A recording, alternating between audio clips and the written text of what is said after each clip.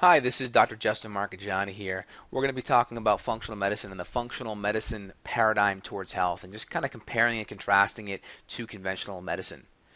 Again, the triangle of health and the functional medicine paradigm really are the foundation in which we help move and progress our patients towards optimal health. So again, we have three major stressors here that actually contribute to a lack of health. And that's physical, chemical, and emotional stressors. And again, all of these stressors actually interact on our DNA. They actually cause certain genes to express itself. So what we know in the last 10 or 20 years with the Human Genome Project is we have things called epigenetics. This controls how our DNA expresses itself. So genes can be flipped on or off depending on how we manage these stressors. Again, it was thought that what our DNA was, those were the diseases that we had to get. So essentially, we found that the BRCA genes that control breast cancer, hey, women would just go and get their breasts lumped off because we have this gene. But we know that's not true. We know that that gene is a predisposition, but we have the ability to control these stressors and to affect how our DNA expresses ourselves. So we know maybe if we have that BRCA gene, if we don't manage our physical, chemical, and emotional stressors properly, that gene has a better chance of expressing itself.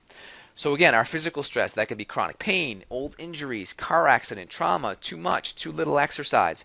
Our chemical stress could be infections, chronic infections, food allergens, digestive problems, exposure to chemicals, heavy metals, blood sugar disturbances, and emotional stress could be relationship problems, work issues, financial issues, problems with your spouse or children.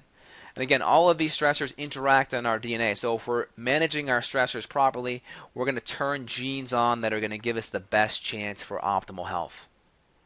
And if we don't manage these stressors properly, certain genes will be flipped on that will allow those genetic predispositions that we may have, if it's the BRCA gene, to express itself. And we'll have a smiley face for a frowny face more towards a disease.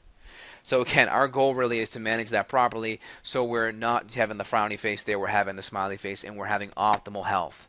So kind of summarizing everything here, all of these stressors actually interact on one another. So a physical stress from maybe back pain or an old injury creates inflammation. That inflammation is a chemical stressor, and again, the original pain may affect you from spending time with your kids or golfing or doing a fun activity, which will then create emotional stress. So one stressor can affect the other stressor and can affect the other stressor. So we want to do our best to manage all sides of the pyramid properly because one side can fit into the other side. And again, our goal really is managing these two sides, and again, this gives the other sides the best chance of optimal expression. So again, in summary here, we have our chemical stressors, our physical stressors, and emotional stressors, kind of summarizing each side of that pyramid here just to make it plain and simple. So again, we have our stress bucket. This is an important concept I created to kind of show our body's ability to tolerate stress. So again, we have our stressors in our stress bucket. It could be an old injury. It could be maybe a mono infection or a parasitic infection. It could be stress from work. All right. Our buckets are designed to handle stress. Some people come into this world with really small buckets, right? So a little bit of stress causes them to get sick and overwhelmed. Some people come into this world with huge buckets and they can handle so much stress and it just drives us crazy of how they can do it and not get sick. We all know those people. So again, we have our stressors that we put into our bucket here, and eventually over time, right, medication, toxic food, chemicals, etc., all of this stress summates or accumulates. So we could have a little bit of stress throughout our three areas that add up to a lot of stress. That's kind of the key point. Is it's really easy to have insidious stressors like blood sugar and chronic infections that we may not even be aware of, but add up and accumulate in our stress bucket, and then maybe really essentially underneath the radar. So all of these stressors add up, and again, when the bucket starts to overflow, this is where symptoms occur. And from there, we typically see a doctor and we're prescribed some type of medication. And again, medications are inherent side effects, right? They have side effects if you listen to any drug commercial. And medications typically block physiology, and they have symptoms they don't really upregulate and address the underlying cause. So this creates this vicious cycle that continues to perpetuate over and over again because the goal of conventional medicine is we're adding stress to our stress bucket, not actually addressing the issue. So the goal really should be to go back and to remove each stressor one at a time, prioritizing what's the most important, As we remove the stressor, you can see the stress bucket empties out, and that's the goal to functional medicine, is to fix the root cause. So our body is automatically set to adapt to stress. So this is us here. It could be a man or a woman, and we're healthy at some point. We feel good, we look good, we perform well. At some point in time, a stress comes on. It could be a physical, chemical, or emotional stress. It's different for each people. And again, that causes phase 1, no symptoms. We start to go into phase 2 where we start to have some symptoms.